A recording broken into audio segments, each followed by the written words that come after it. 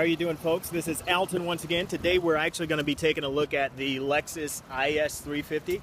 Of course, they also make a more updated version of this, or a less powerful version, I should say, which is the IS 250. Sun's out. Let's take a closer look. So as you can actually see, the vehicle itself, I've got the driver's side door open, so we're going to walk over to the passenger side. The vehicle actually has nice lines. This is kind of the new Lexus grille that they're now going with on all of their models. The only thing there, that's a very sporty look. It actually works for the IS, but do you really want that on your LS and also your GS? From the side, very nice appeal. Vehicle's done exceptionally well from Lexus. Now, some of the things as I actually walk around, there's a couple hints of it you're actually going to get, which is going to make you think Toyota Corolla.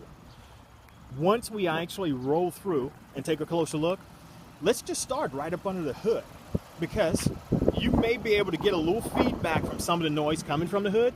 Take a listen to this. Now, this is actually their engine. I'm not going to quote numbers. I think this is actually a 3.5 liter, but let's strike that out, not even be concerned. Listen to the engine. Now, of course, with Audi, your German manufacturer, you do not get that. It's a pure sounding engine. It sounds like what we're used to here in the United States. Now, as we're walking around, they've always been known for the longevity life of their engines. Notice I have the driver's side door open. That was actually to pull the trigger of the hood, which we've already took a look at. Does a nice job with the styling of their wheels. When you look at the door, I don't know if you can actually pick this up because of the sunlight. This is a 2014 with 21,000 miles. You've already got some scratching, which has actually started to occur. Now, most scratching, as you can see behind the door handle, theirs does. The paint that they use is not done the same way that is actually done with the German manufacturer, especially Audi. You have more scratches actually occurring behind your door handle here, and there's some up top. But when you actually walk around to the side, trunk is actually not that bad. Set of golf clubs you can actually get in. Very nice the way that they've tucked that in. But we're going on what you're spending your money on. This is the type vehicle, quality-wise, that you're spending your money. As we dive into the interior, it begins to show. If you're doing a comparison between Lexus, Toyota, you go on their website, it carries the same modification, same size, same width, increased horsepower for Lexus, but the dimensions are relatively the same with their Toyota counterparts. When you get into the interior, the thing that you hear most with Lexus is, I really love the leather. They do a sensational job with their leather and their seats are comfortable. Okay, but you're paying a premium for, listen, that's where your arm's going to be most of the time. Keep in mind, you're paying a premium for this. Take a look at the speaker covers. Reminiscent of what you would see in a Corolla or Toyota, even when you go along the steering wheel. I mean, that's not titanium, that's not aluminum, that's plastic, folks. Take a look at the interior. Same thing. Even when you look at the dash. Now this, I find to be appalling. I mean, are you doing the taps? Are you doing the necessary items when you're actually considering vehicles such as this? Cup holders. If you're actually driving along, I don't have the expense of actually getting into the car and actually doing the cup holders while holding the iPad here. But if you're driving along, that's where your arm rests. You've got to reach back to actually reach your cup holders. There's no sport mode. Take a look at your gear shift.